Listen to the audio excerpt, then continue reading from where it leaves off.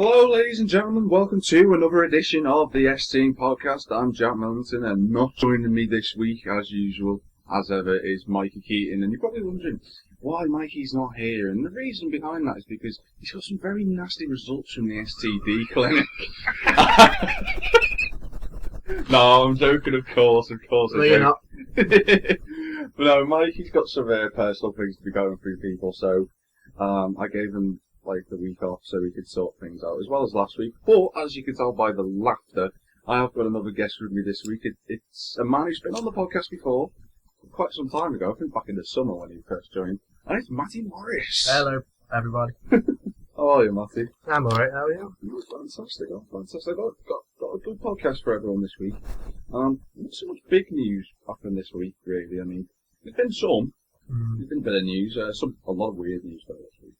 I've carried over some stuff that was supposed to be on last week's podcast. Why didn't you do it? Why didn't I do it? It's because of Mikey. Why do I miss? Why do most podcasts get missed? Mikey. Mikey, if you're listening, I'm sorry, but this is going to be one of those podcasts where you get ripped apart.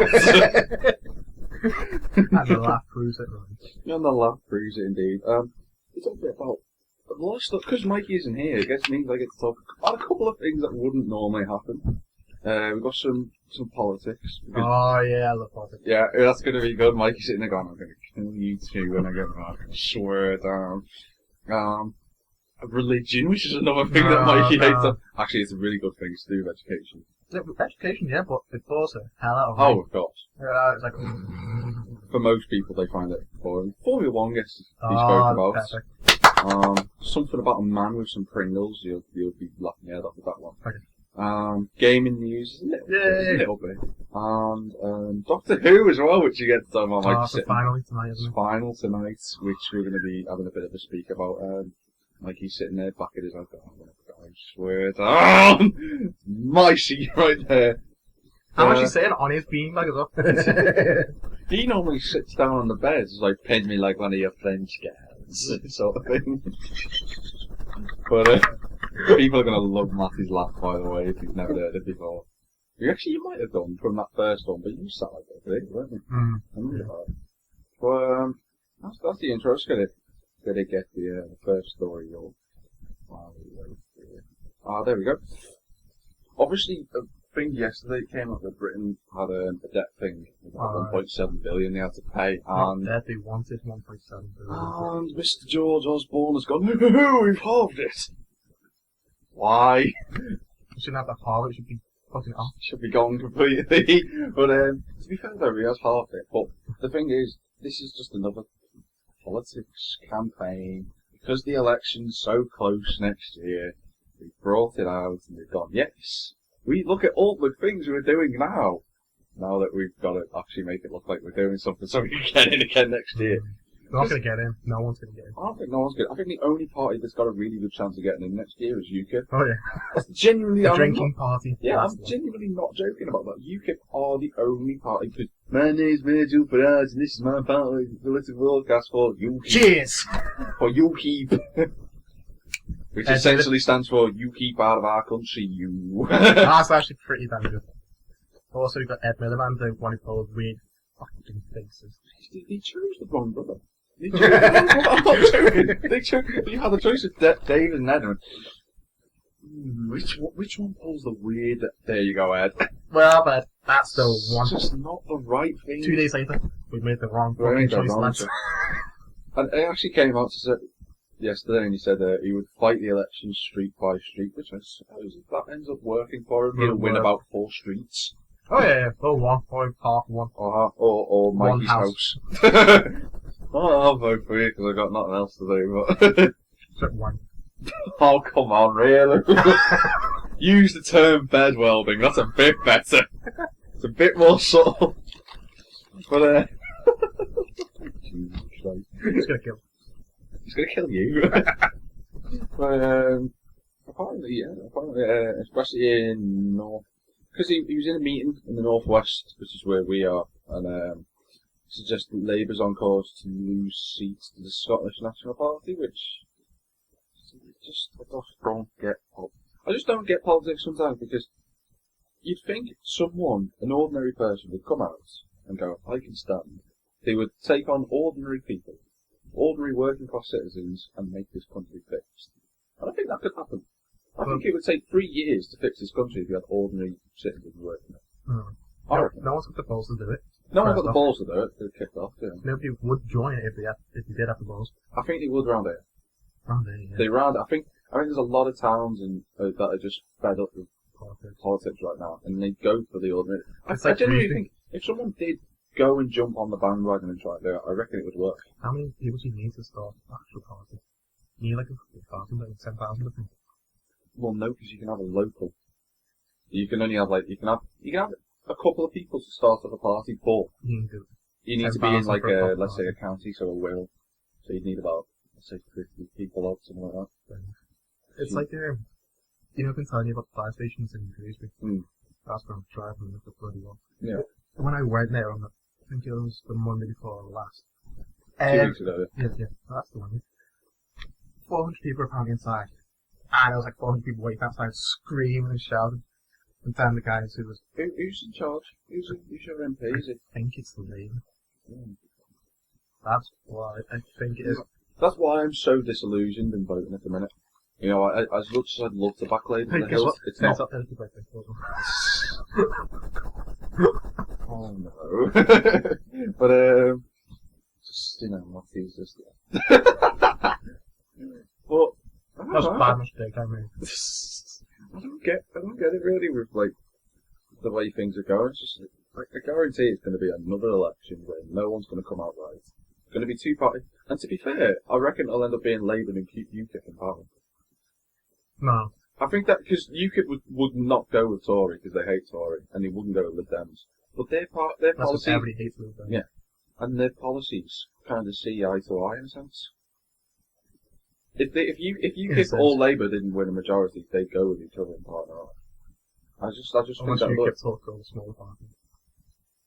And create like a rainbow party sort of thing. Like Labour are going to do 5 years. Yeah, I know that. That wouldn't work though. There'd be too much hassle. Too much hassle. Too many things to go through. Too many posh twats complaining. Too many all that. Actually, that's the perfect phrase to call them. Yeah, this is where we get the police to come around the house. Do you call us all posh twats? Maybe. Yes, and I defend that to the hilt. King of the hill. But it's a strange one with politics, and you know, who knows what's going to happen next year? It's going to be an interesting one. I reckon you should get people to comment on what they think like that. A one sentence phrase. I'd love them to do that, but quite frankly, the audience retention of people actually doing something for us is nil. Yeah, you never know, unless we ask. Hi! You listen to us, you could throw us a subscribe, maybe a like, maybe. Or maybe even a comment. Yay! Good or bad. We don't care. Yeah, no, we do. We do care. We do care. As long as you get a comment. It'd be a nice comment, I'd appreciate it. But it's funny because I was speaking to a friend of mine. Oh, not me. They live in they live in Canada actually, and they're doing a work placement thing. It's like they know from our country because they lived over here and they lived in America as well while they were working there. And he said, going to America is like going into it used to be a free country, now it's an enclosed country. And Britain's the same, it's like an enclosed country, but it's letting people in. I've just done a really nice segue into going into an American story there. But, what? No segues. But, you obviously everyone's heard of Detroit. Everyone knows Detroit, and, last year, they went into bankruptcy, didn't they? You might remember that. I might remember. I don't remember much. Well, Detroit went into bankruptcy and they had $7 billion worth of debt, which is incredible to think that Britain alone has not that much. It's huge, but yeah, apparently Detroit finally has an exit plan to get out of bankruptcy. What's that sell itself? Which, actually, you know what? It's so strange at the minute. This is how bad Detroit got. The plan includes 4.5% cut to pension plans of general retirees, spending $1.7 billion to demolish abandoned buildings, and other measures to erase the $7 billion of debt. Now, that's kind of like a good sign, but just to put Detroit into perspective, in 1980 they had a general consensus of 1.2 million people living there. How much now? As of this year, it's 688,000. And you consider how big Detroit is. How did they spend so much? Well, it all started from the riots, didn't it? Like after Motown years, and the riots happened and people left, and then it sort of stabilised, but then it just sort of fell apart from there.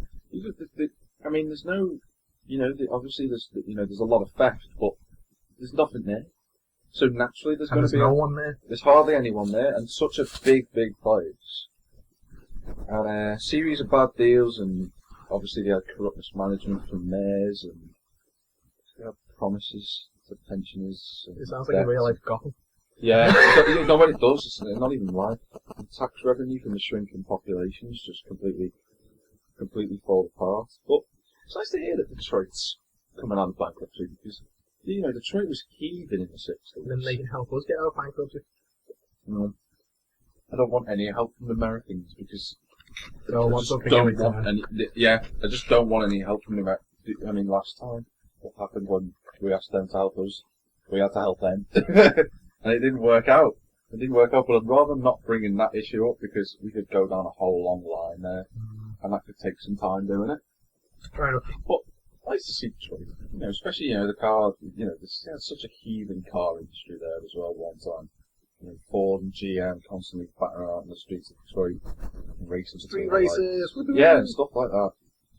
But it's a load of things, and it's quite nice to see. Nice to see it every once in a while. Just good things. Now, obviously, we've got one other big piece of news after this, really, for this one, and this is the religion thing. And under this doesn't affect stuff, it's the GCSE stuff. Okay. And it's like, under this new plan, people are going to be studying two religions in RSGCSE. Now, here's the key thing. When I did religious studies back in Park High, we learnt 6 religious studies. Now, what type of schools had not been teaching? I mean, Mikey would obviously, because Mikey went to a Catholic college. He went to St. John Pleasantons. Yeah, I know, and that's how I react every time I say that. But a religious, he didn't study religion that much. That's what he'd say. Why would you only why is now coming in saying you will study 2 religions? Are you going to say, I'm looking through the plans here, and it says, for the first half of their GCSE, they're going to be studying 2 religions. Now, for the kick-off, are they going to get rid of the other 4 in schools that have already been doing it? Or are they going to be doing it just 2 religions overall? I reckon the 2 religions of semester, like every half time. I would do that myself, but at the same time, I'd just keep to the same method that we had for a long time. I mean, church ministers and everything are saying, sure, this is great, you're learning Judaism, Buddhism, Islam, etc., etc. Christianity. What was it? I can't remember the bloody 6th one. I always forget the 6th one. What is it? No. Judaism, Buddhism, Islam, Christianity, Catholicism. Don't remember the other one. Sorry for the 6th person who studied that religion. I apologise for forgetting what it was. It might be Muslim. Just that we didn't pay attention in religious studies. Did you read the GCSE? Because I never did. Short course. I didn't even do a short course. Yeah, we got forced to. What did you get? I failed. all I did was write the. Actually, no, I got a U. All I did was write the title. You just sit there in the exam scope. Yeah, I fell asleep. All those in favour of Matty being Mikey's permanent replacement if Mikey can't show up to things, say hi. So, Mikey, if you're never not here, we know what to do now. But, yeah, I mean, there you go, Sikhism. Oh, yeah. Sikhism is the other one. Apparently they learn 7. Buddhism, Christianity, Catholic Christianity, also Catholicism, Islam, Hinduism, Judaism, and Sikhism. I must have said 6, and then just there must be a 7. I only ever learnt 6. I can't remember. Mine was 5 years ago. Yeah, yours, yeah, because you're old. Oh yeah. You're old compared to me, Mikey. But, I mean, how long ago was it now since I lost it? 2011 I left. 3 years, yeah. Does it feel 3 years? Feels... It's weird because it's like some days it feels a lot shorter than that, and other days you just think, wow, that's such a long time ago. And then you look at people, like we walked through Birkenhead today, obviously people, and I remember I've seen someone only briefly just like fly across my eye, and they were in Asda, and I seen them and they were in the same lesson as me doing religious studies. So I just looked at them, it's just like an absolute state. It's like religion was not kind to you on that day, was it? But no, I suppose that's a nice thing to see. I suppose it's a nice thing to see that in some ways religion is getting studied about because a lot of people, have a lot of misconceptions about religion. And some people just don't care. And some people don't. And I think it's this new generation's a lot more accepting. No, this new generation is stuck on the phone, stuck on the phones. And if they take the phone, take them away, they're paralysed and they go. Yeah. And they actually learn something. No, they don't learn anything. I bet you I could. I bet you if I got a class. Yeah, we're old. We're not. I'm not. I am. You are. Absolutely. You're wondering how old Matty is? He's 4,000 years old. Yeah, I'm like Gandalf. He was friends with Jesus. He was there when he was born. But obviously, people, you got to take into effect this weekend that it has been 100 years since the beginning of World War One. And it's Remembrance Sunday tomorrow, the 9th of November. Should we do a minute silence on the show? I was going to do that. I'll do it. Let's do it again. But I was going to do it again. I think that would be fair. We've got the top from now, and we'll do it now. Well, I've got a topic still, though. Well, we've got the topic. Alright, people, we're going to conduct a minute's silence. 5, 4, 3, 2, 1.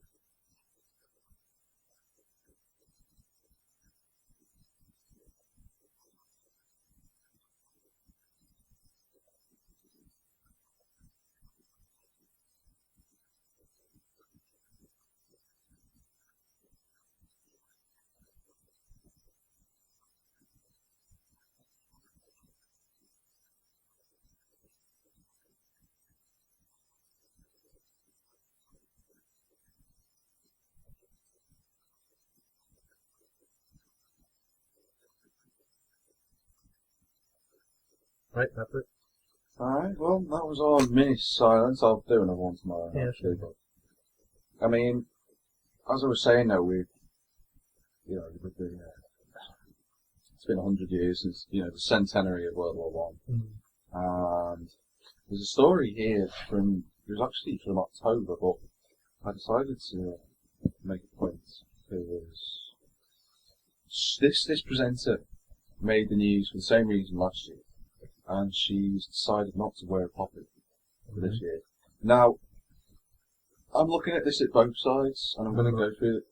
And last year, she made the same decision last year, and she was hit with racist and sexist abuse via social media. She's a black presenter.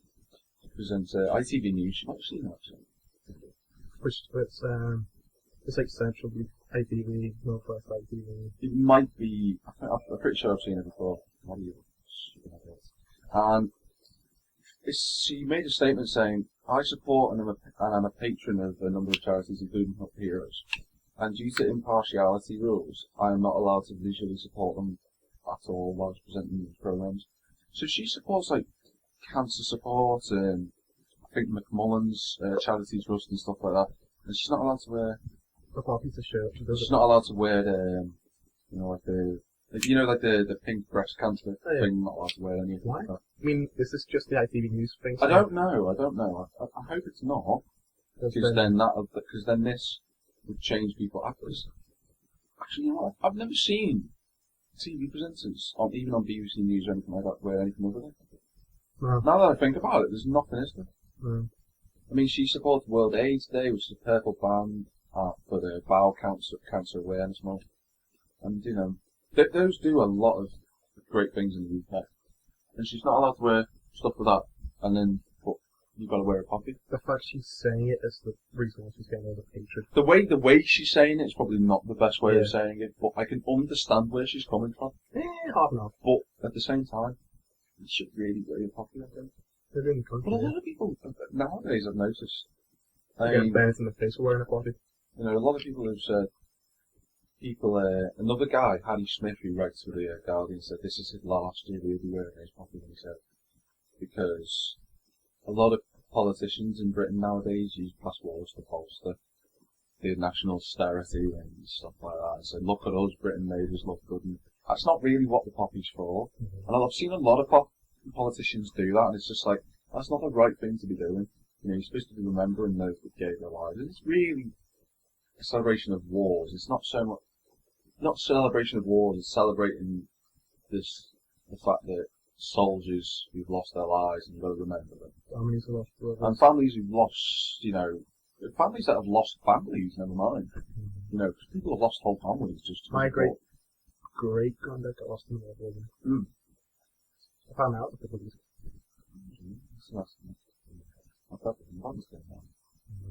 I mean, beyond my family tree, I'm not really sure what happened to us. Because our family tree sort of splits off into Africa, into Nigeria, and then it splits off into, you know, you've got Wigan, and then it goes into Ireland in other cases as well. It's such a diverse... You've got a massive tree. Yeah, but the problem is we don't know anything about it. Which is a sad thing, really, but I can understand where she's coming from, but I still think we should wear it. Yes. Let's just say it. We think you should wear it. Definitely should wear the poppy, because we'd be screwed now. You know, if those men hadn't took part in the war. You know, imagine the consequences if we'd lost that. Hey, you never know. You know, World War One. You know, we thought we were on the winning path, and then you know the Germans retreated back to the Hindenburg line, and then came flying back at us. But we kept going. That was one of the key moments of that war, World War One. But yeah, people do what you can. Do what you can to support the. Even if it's just giving a quid. Even if it's a quid, yeah. Even if it's a penny. You know, it doesn't really matter. Even if you're a homeless man giving a penny.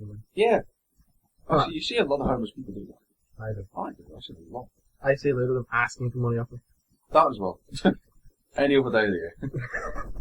But I'm gonna move it on to some weird news now. Ooh, weird. Weird news. And I like it is weird. It's got Britain and American news naturally returns.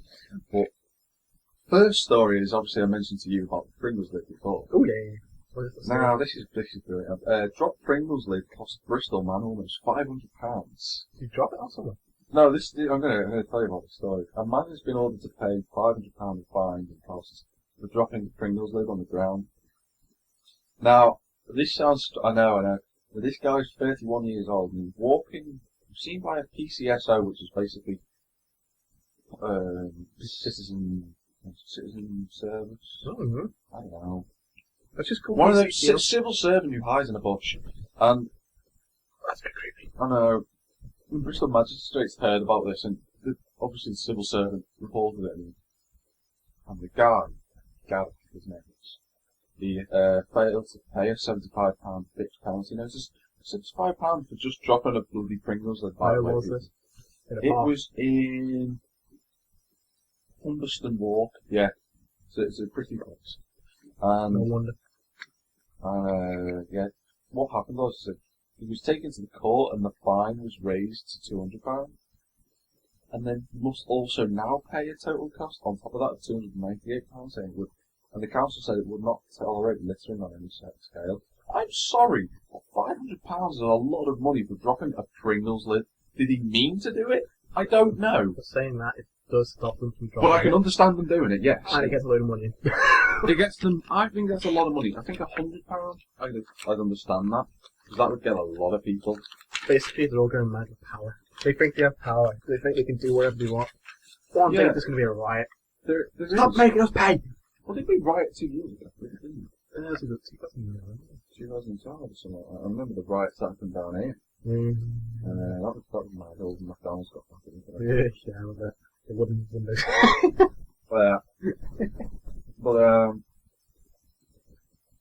Council spends 14 million a year on clearing all types of waste, a cost which inevitably falls to the taxpayer. So it's simple then, isn't it? We're paying to stop ourselves paying. Yeah. That doesn't make any sense, does it? Yeah.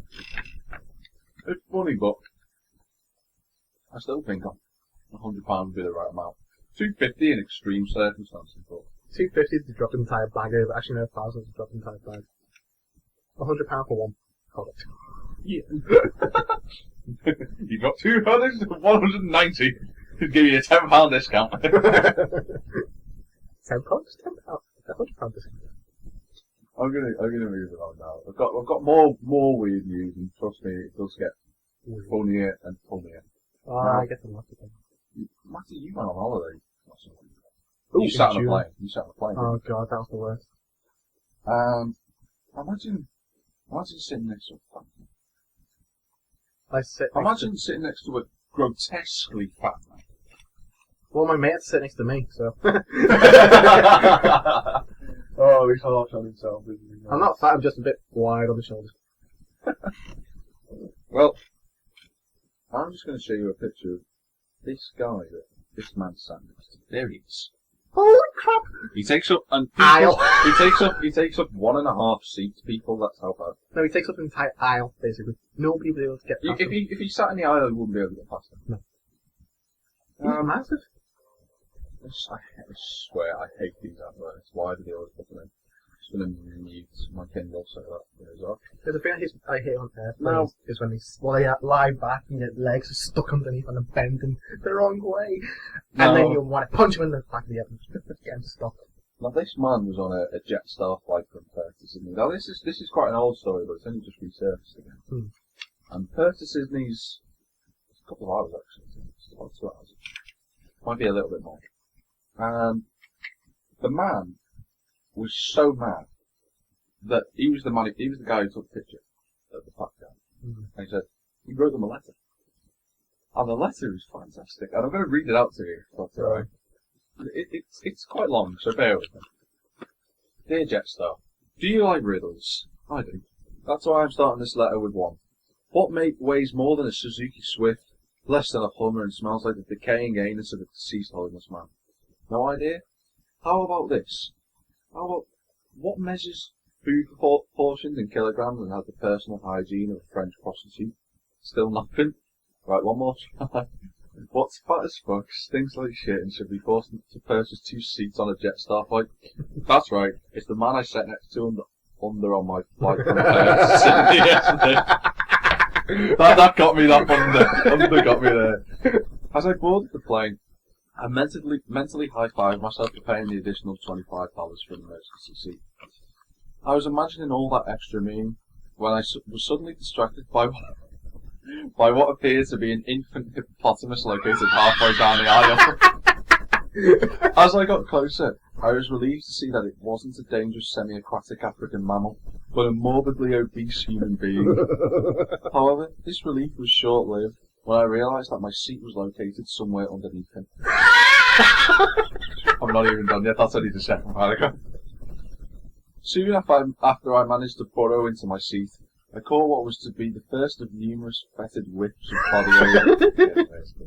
His scent possessed hints of blue cheese and Mumbai slum, with nuances of sweaty flesh and human feces sprayed with cologne. Aww. Here's the first pun. Oh no. Considering I was visibly under duress, I found it strange that none of the cabin crew offered me another seat. To be fair, it's entirely possible that none of them actually saw me. Perhaps this photo will jog their memories, which is the photo that I showed you. Yeah. I might put that up, actually. Yeah. Pinned to my seat by a fleshy boulder, I started preparing for a 127-hours-like escape. Have you seen that film? He cuts his arm off, and that's the graveyard of it. It's horrible. That's what James Franklin is. Directed by Danny Boyle. Yeah. Thankfully, though, the beast moved slightly to his left, which allowed me to stand up, walked to the back of the plane and politely asked the cabin crew to be seated elsewhere. I didn't catch the names of the 3 flight attendants, but for the purpose of this letter, I'll call them Chatty 1, Chatty 2, and Giggly. I've given them all the same surname, could not give a shit. After my request, Chatty 1 and 2 continued their conversation, presumably about how shit they are at their jobs. And Giggly, well, she just giggled. I then asked if I could sit in one of the 6 vacant seats at the back of the crew of where the aircraft, to which Giggly responded, "They're for the crew only." I think Giggly may be suffering from some form of mental impairment. I tried to relocate myself without the assistance of the could not give a shit triplets, but unfortunately everyone with a row to themselves was now lying down. It was then I realised that my fate was sealed. I made my way back to Jabba the Hutt and spent the remainder of the flight smothered in side boob and cellulite, taking shallow breaths to avoid noxious gas poisoning. Just before I landed, I revisited the back of the plane to use the toilet. You can imagine my surprise when I saw both crew-only rows, occupied by non-crew members. I can only assume Giggly let them sit there after she forgot who she was and why she's flying on a big shiny metal thing in the sky. Imagine going out for dinner and a movie, only to have your night ruined by a fat mess you eat half your meal and then box 50% of the screen. Isn't that exactly the same as having someone who can't control their calorie intake occupying half your seat on a flight? Of course it is, so that's why I'm demanding a full refund of my ticket, including the $25 for an emergency row seat. I'm also looking to be compensated for the physical pain and mental suffering caused by my being enveloped in a human blubber for 4 hours. My lower back is in agony, and I had to type this letter one-handed as I'm yet to regain full use of my left side. If I don't recover completely, I'll have to say goodbye to my lifelong dream of becoming air guitar world champion. If that occurs, you will pay. To discuss my generous compensation package, email me at such and such, or tweet me at Rich Whiskin. No regards, Rich Whiskin. Absolutely brilliant.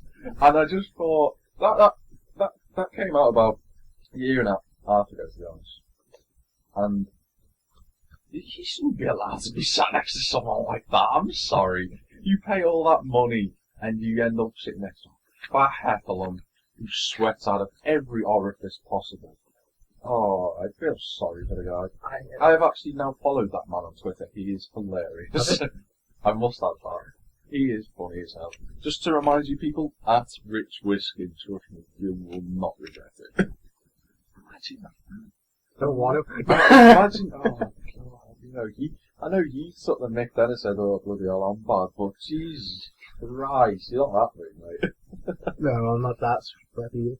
Trusting you. Such a horrible. Oh. I got nightmares tonight. That is funny as hell, though. What a letter to write.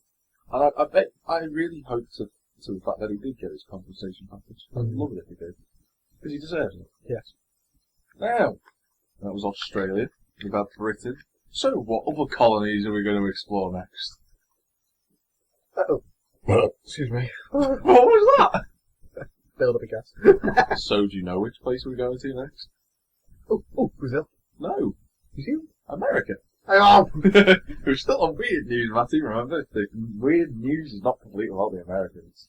Now, you know how Americans are genuinely known for building some weird crap? Well, yes. This mechanic, his name's Rick Sullivan, which is the most unknown generic American name I've ever come across. Rick Sullivan. It's not a generic American name, is it? It's like Sully. Yeah, it's like Sully, yeah. If you're 4 years old and have that mental age. As a garage worker, Rick Sullivan has had to repair cars that have been flipped over. Now he's built a truck so that it looks upside down. Oh, good God. And I'm not joking, it actually works. Let me see. I'm just going to show you that picture. It's genuinely upside down. What the frick? Yeah. He has no life. He spent 6 months and $6,000 building the upside down truck from the parts of 2 separate vehicles, a 1981 Ford Ranger and a 95 F-150 pickup truck, placed over the top complete with spinning wheels. Because those Americans like them. Spinning wheels. Sullivan got Mikey? No, Mikey's in it. Sullivan got the idea for a topsy-turvy truck when he was called to transport an overturned Ford Ranger to his workshop. Obviously, I'm trying to, like, change the words from American to British, because it's not auto shop, it's garage. It's not body shop, it's garage. Mechanic shop. It's not auto shop worker, it's mechanic. It's not America, it's Britain, get used to it. We're taking over your country. It's with aluminium, for crying out loud. Aluminium. Not aluminum. So people are amazed. It's one of those things when you first see it, it's hard to recognise what it is, but when you take, no, it's not. What do you see moving down the road that looks upside down? An idiot in a box. It's an idiot in a box who's decided to make his car upside down. Now, do you know what? Something? And I know he's not here, but do you know what Mikey would say to that? That's quite a good idea. He's going to kill us. He's going to kill you. Hey! Okay, you can try and kill me if you want. This is not the only thing I've seen lately from Americans. I've seen a car made out of a high heel. Genuinely, it moves and everything. A handbag is another one. I'm just trying to get it. Lipstick is another one. Someone made a flipping car out of lipstick. Oh my god. What else have we got? You know the makeup things that girls use? You know? No, I'm not a girl. Mike, you know. No, but I don't know, they like use like a blusher thing. They put it on and they do that. They made one out of that. That works.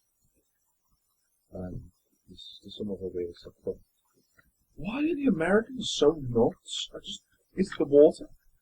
Is it the water that makes them so nuts? I think it's the lack of water. Is it the lack of water? It's the lack of water and all the alcohol. Island. That's Ireland. They're both islands. It's quite a big island than America, isn't it? To be fair, it's quite a big island. Still an island. Which is kind of connected to other islands. One last piece of weird American news, because the Americans don't get any. And it comes from Kentucky, who behind Miami are probably the second most frequent visitors to the S2 podcast. And for good reason. Woman wearing I Love Crystal Meth shirt arrested for meth. I'm not even joking, right?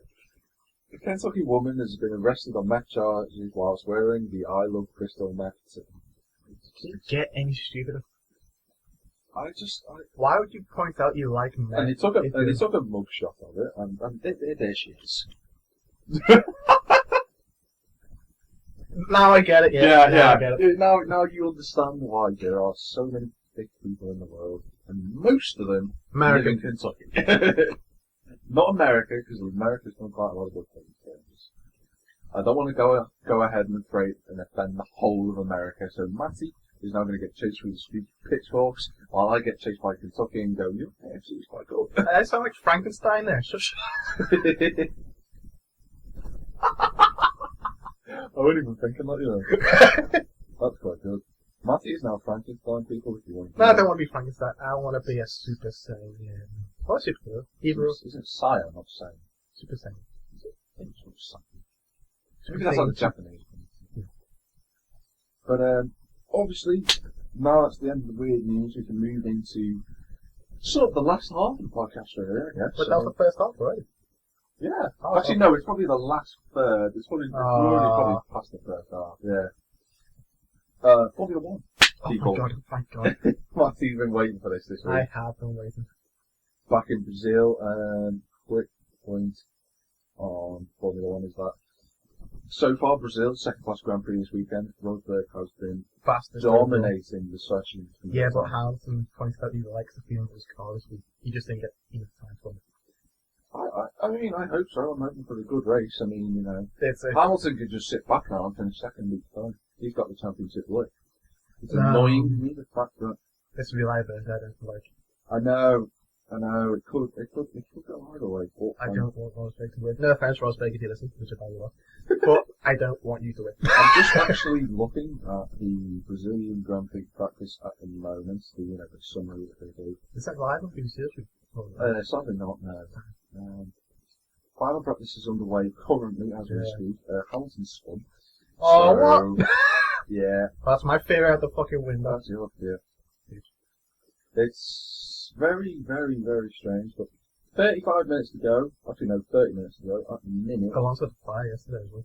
Alonso did have a fire today, He actually put it out, fireman Alonso. Hamilton's currently last in the session. You should see my face, folks. I'm not very happy. When we went to get video for this, it's going to be like, I was going to go, Hamilton's currently last. Cue Matty. His face like, one Hamilton's still last, right? Unless he's doing like in the one. But who Guess who it is? No. It's Keating, lads. It's Keating. Should we answer? No. Actually, yeah, go on. Give him a minute. I'm giving him a minute. Mikey. Yeah? You're on speaker, boy. You're on the potty. Oh, alright. Well, fucking time. You've got 1 minute. What would you like to say? What's the subject? It's Formula One. Have you mentioned the whole Murphy bit yet? No, not yet. To do it, please. Yeah, it's quite surprising actually, to be honest with you. Because, you know, Okay, that's not going to pick that up. No, this isn't going to pick you up. it's quite upsetting, to be honest. We're talking about practice sessions, not Marussia. Oh. You know what?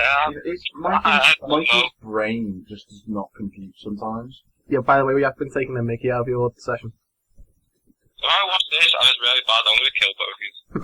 That's what you said. Mikey, you now owe us £5. Fuck you, too hard that. Alright, I'll see you later. See you, Mike. See you later. Yeah. Bye. There you go. He got himself. He got his minute. I knew he'd want to get in because, you know, he's currently not at home. He's probably in the middle of somewhere in the field. But it's interesting to note really with Formula One this weekend. I think Williams are going to look good this weekend. You know, they look quick. I didn't see Williams. Ferrari looked Bad. okay yesterday morning. I don't know what they're going to be like in qualifying, which is starting at 4 o'clock, but It was 6, wasn't it's on BBC at 6. So that's good. Good. Straight after the F1 stuff to do. So we'll talk about that in a minute. Yeah. Obviously, Mikey, I don't know if that even picked it up or not, people. But Mikey did mention Marussia. Now, Marussia have gone, sadly, they have completely folded. They're still on the management, though, from Marussia have gone and lodged a bid under the name of Mana F1, No, which... No, still there. I'm hoping for it. Marussia have gone, Mana haven't. Mana are still on the grid for next year. But what they've done is Hey, Violet!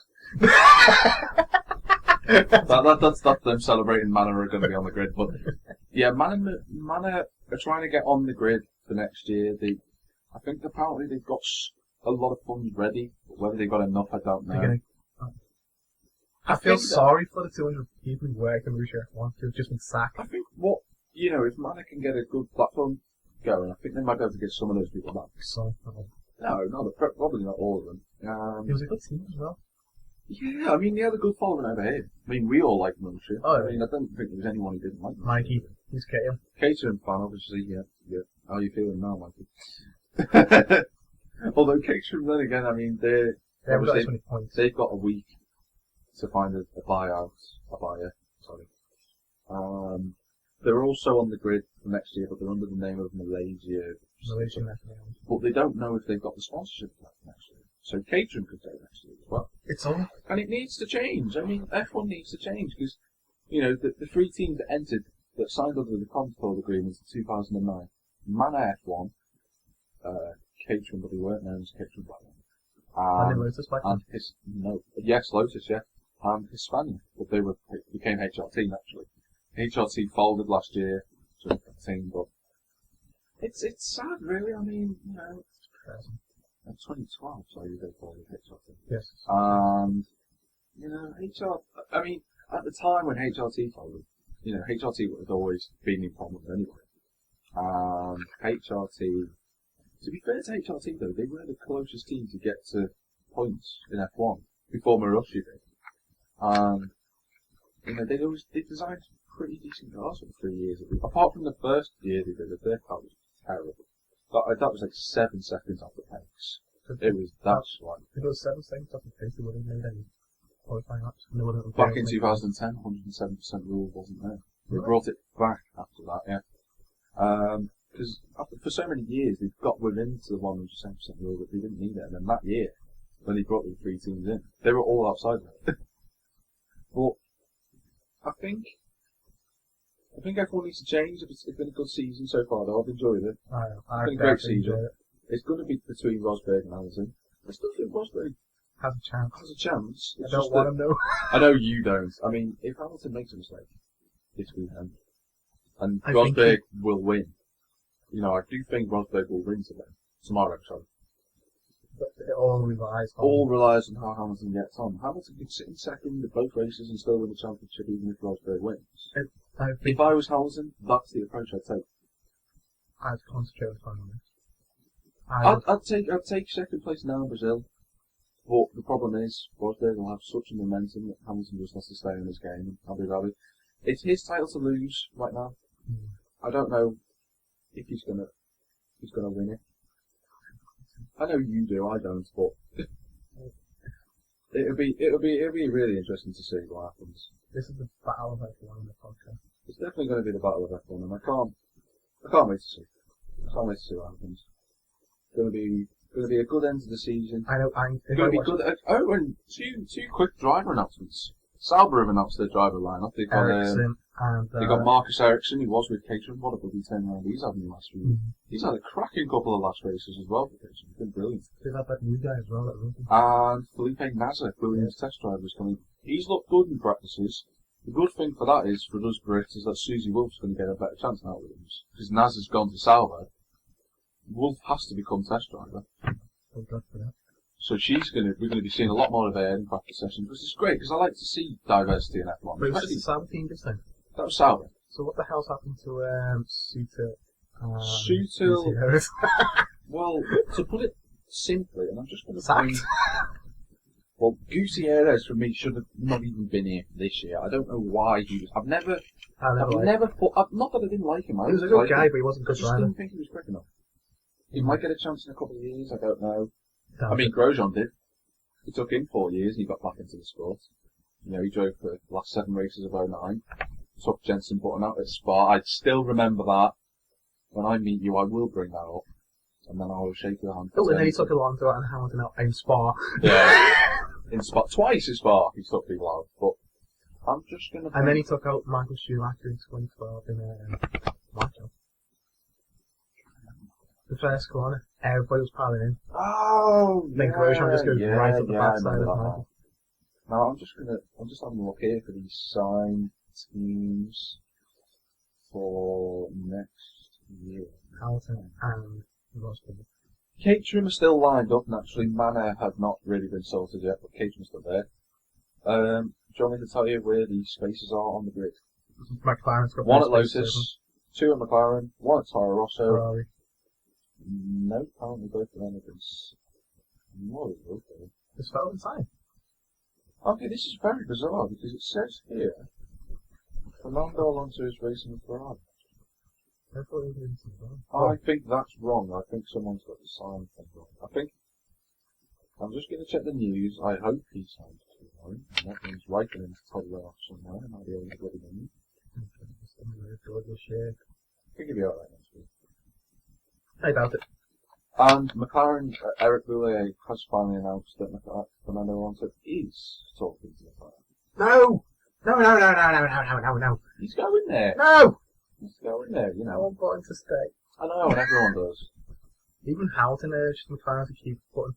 I know, everyone has been saying Button should be there, but, you know, McLaren end up moving with Magnussen and Alonso, I mean, who have I got to support them? There's no one left for me to support. I'll just be sitting watching F1. You've got Bottas? Or does it matter? I have Bottas, that is true. I do have Bottas, and I think he will go on to be a champion. He will be a champion. I think, you know, if he gets the right car, he'll be a champion. He had a good call this season. Got a good car. But nowhere near as good as Mercedes. I think he could have won in Austria. Yeah. He could have won in Canada. That was because of the... But if he had such like a bad start, Massa could have won that race as well. You know, I mean, I don't know. I mean, it's going to be an interesting end, and next season's going to be interesting. But I'm going to move it on because it is Doctor Who. Last Death in Heaven. As you can tell, we've got our own brass band. Doctor Who, last episode this year until Christmas, naturally. Death in Heaven. Spoilers, people, if you haven't watched Dark Water. I don't know anything about Death in Heaven. There's actually been video clips, sort of like, you know, the BBC teaser, like 30 seconds stuff. There's been clips released, I haven't watched them. Good. Decided against it. Good. I did watch it for Deep Breath because I didn't. Capaldi, and I love Capaldi as an actor. This season, by far and away, has been one of the best seasons since the revival. I think I'm going to go on record and say that The Mummy on the Orient Express was such a good episode. Mm. It's in my top 5 already. Okay, my top episode of the season. Mm. Oh, okay. You think of that? I think for me, it's got to be The Mummy. Listen was a brilliant episode. Deep Breath was a great episode. The Moon. The only problem with Deep Breath was that the plot was. I don't even know what was going on. The Moon for me was the best part. Kill the Moon was good. The only thing is that the resolution of that was a bit. Queen of the egg and the Moon. a bit, yeah. I mean, it was a good story. It was a good storyline. I just thought they could have done it a bit better. The fact of making a doctor not dark and not white. I think he's dark. I think he's a lot more dark. I think, you know, this series has been dark. I mean, Dark Water caused a lot of complaints. People were, like, Too scared. Well, people were upset over the fact that the way death was represented and sort of death could be. I can understand where they come from. I don't. You don't, but I do. I can understand where they come from because, you know, but I thought it was brilliant. I loved that episode. The reveal of, and it turns out, my theory that she is, according to one of the things, although they've had been advanced reviews of the Death in Heaven, and people are saying it is one hell of a finale. It's an hour long as well, which makes it even better. It's also after the F1 on BBC people, so if you want to watch that. That's going to be the best night ever today.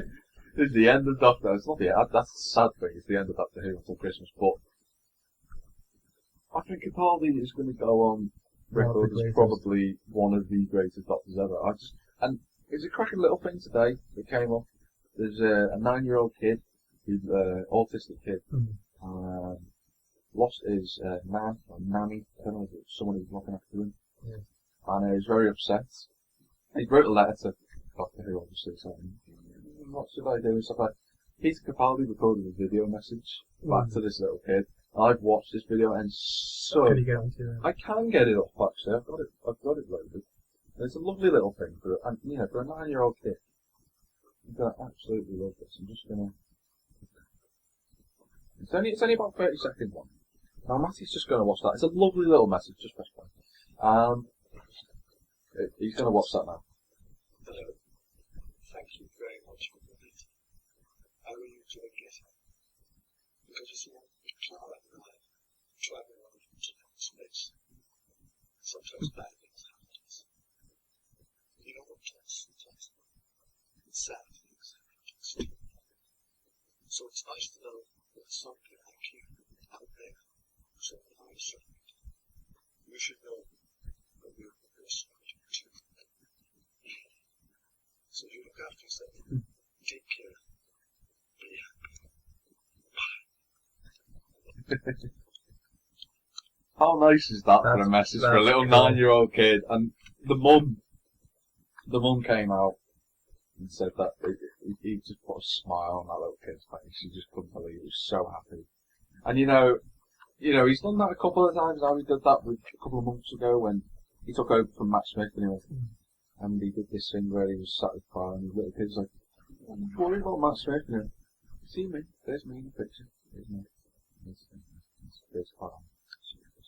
He says to his little kid, and he said that I've got to look after the TARDIS. And it's just, he knows how to look after it, and it's such a nice thing to see doctors do that. And it's, he's an absolute great guy. He swears a lot when he's not around, but he's a great guy. I did actually love that little reference. They did a little reference to Malcolm Tucker there from the thick of it, and on Dark Water, anyways. He gives him the psychic paper. He goes, So anyways, I've got a lot of internalised anger. It was just like, I just thought, I got that reference to see that there. It's brilliant. I think, I think this episode, I was never so excited to receive that until this year. Especially with Capaldi.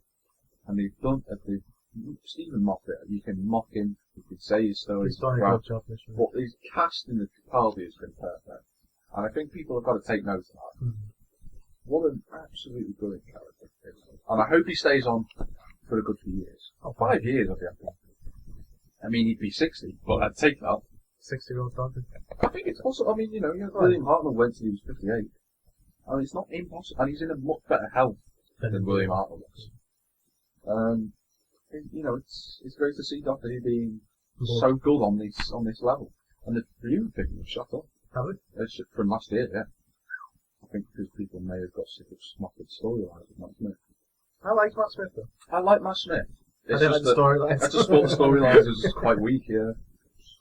Now we're going to move on to our final part of the podcast. It's the game news segment. Oh yeah, boy. Not really that much. Oh. Assassin's Creed next week. There is Assassin's Creed, obviously, that comes out next week, people. GTA 5 is out later this year. Later this month, rather.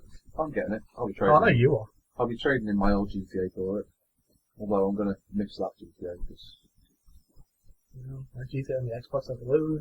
That's like a giant apartment. But it carries all the... But you carry all your data. But you do, I don't. Yes, I've got Xbox. Hey, mate! I have to start all over again. But, Assassin's Creed Unity this week came up with I don't know if you see a World War II sort of trailer. Yeah, I thing. saw that. It looked You've seen it last, yeah. And he came out and explained it and said that the system, the Animus, yeah. I don't know what version you're using this time. The Animus fails during one part, and the program fails, and you end up doing a segment of the sequence during World War II in France, and you get to climb the Eiffel Tower and man machine guns to take down warplanes. That sounds awful. That sounds so... No. For me, I was watching that trailer and I was watching it and I thought, that looks quite cool. How the Eiffel Tower's part was cool, but guns...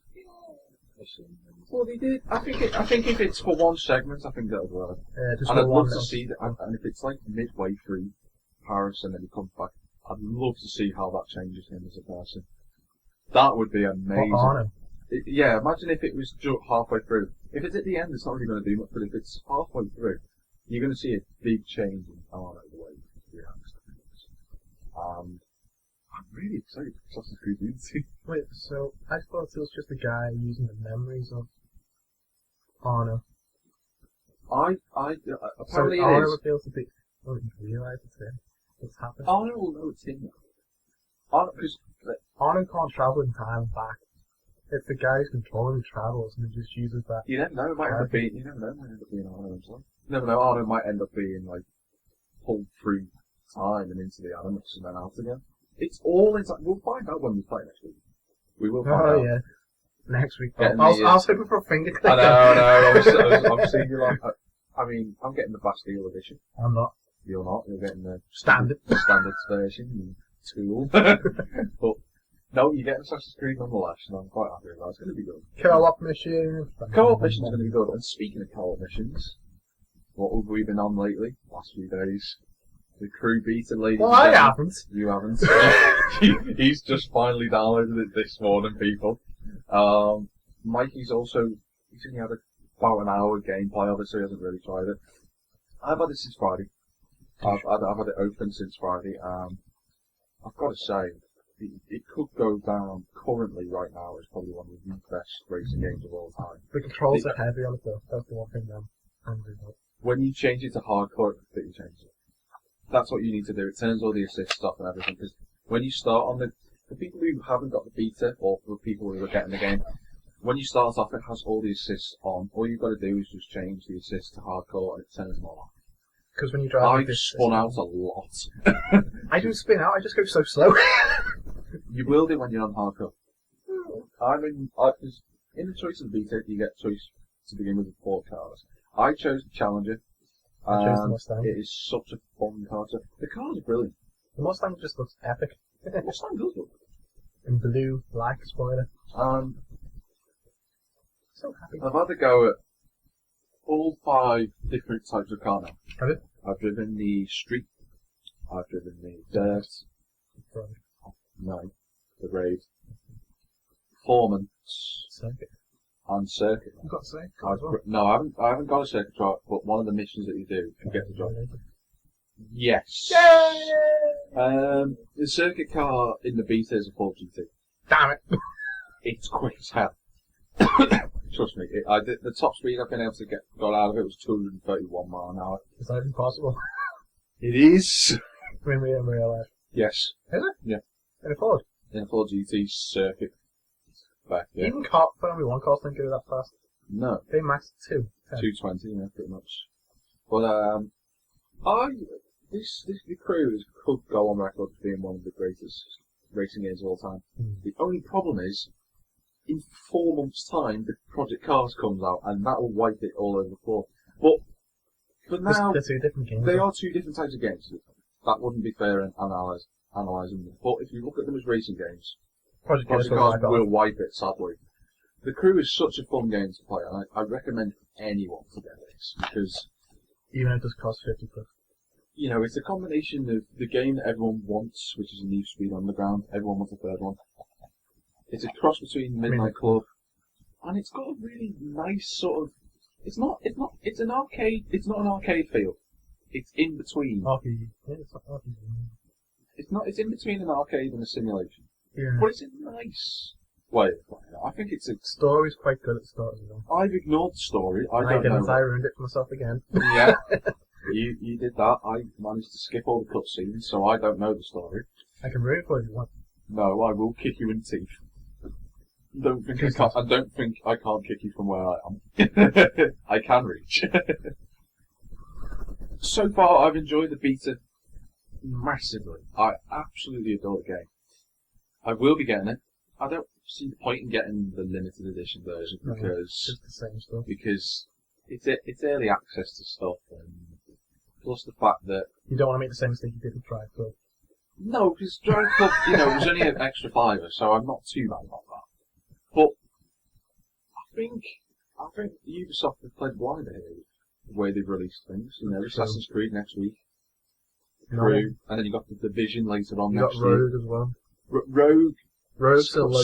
You're kind of under the radar. It's got low profile. I will get it Oh, next I year. will too. I'll get it next year. We had for Christmas. It means having to boot up my PS3, which if my PS3 could talk, you would be hearing very happy screams on it. Yay! I get played! The first time since September! But, I am really looking forward to it. I mean, gaming-wise this year, it's probably been one of the best years for games. It's been slow, admittedly, but this last half of the year and the next half of next year. We've got Batman Arkham Knight next year, which I am looking forward to. It's been delayed a year. Yeah, you got the spiritual successor to Micro Machines, Toy Box Turbos, that's coming out. Toy Story 4 got announced. Toy Story 4 got announced this week as well, which I was just about to bring the films for. Toy Story 4 got announced as bringing back the original director from the first 2. How you direct animation, I've never known. It's the storyline. It's probably the storyline itself. And The Hunger Games comes out on the 20th of this month. The Hobbit trailer got released the other day. My Hobbit trailer. God, it looks epic. There are so many films coming out. Fortunately, most of them are next year. Fortunately for me, The Hobbit's a month away. Yeah. When is it? December, early December. So about Christmas time that everybody would pack to see it. I would go, It's going to be packed. but I'm going to see The Hunger Games. I'm going to see The Hobbit. I think it's going to be, I might, It's the final one in the saga. Yeah, and there's no more after this, people. No, No actually more. is. There might be a link between Oh, The my Hobbit God. and Lord of the Rings. Or is it the prequel to The Hobbit? A mid-prequel to The Lord of the Rings. What's the point? It makes the story. It's a good story. Oh, for crying out loud. I just don't know. Just stop it at a Hobbit. That makes it good. Why don't you stop the Hunger Games after Catching Fire? It is. You got There's only Mockingjay? Mockingjay. There's only 3 books. It's not like the Maze Runner where there's the prequel as well, which is called Scorch Trials, which I still haven't read yet. But The Maze Runner, I still go on record as being one of the best films this year. One of the best films this year. This year. Oh! I've got a lot of films, What film was this year? but I'm going to make the announcement now, actually. No, I'm not. I'm going to wait, because there is a special thing at the end of the year coming, which I've already told you about. Oh, yeah. But I'm going to wait until exactly a month. Because our next podcast, which will be about a month away from when we do it, is the 30th. I So, think you need to change that calendar. That's November. yeah, November now. Oh, what was? Oh. What did you think it was December? Okay, Matty's been living in a different month of us. I wonder you've been doing all your calls so early. You thought it was in next week. But yeah, that's it for the podcast this week, people. Yeah. It's been good. It's been fun, actually. I've enjoyed it. What I'm going to say is, if you want to like us on Facebook, that'd be appreciated. You want to like this video, subscribe, appreciate it even more. Your comments even, that'd be great. I'd love that. If you want to follow me on Twitter, you can follow me at JetTM53. If you want to follow me, you can follow me in the street. Street in the middle of Greasby. If you want to follow Mikey, that's Mikey Keating XD. Or you can follow me in the car. Yeah, or tease him in a car and an MG, preferably. Just drive around. Hey, you haven't got this car, Mike! And thanks very much for listening, people. We really appreciate it. And we've been the S team.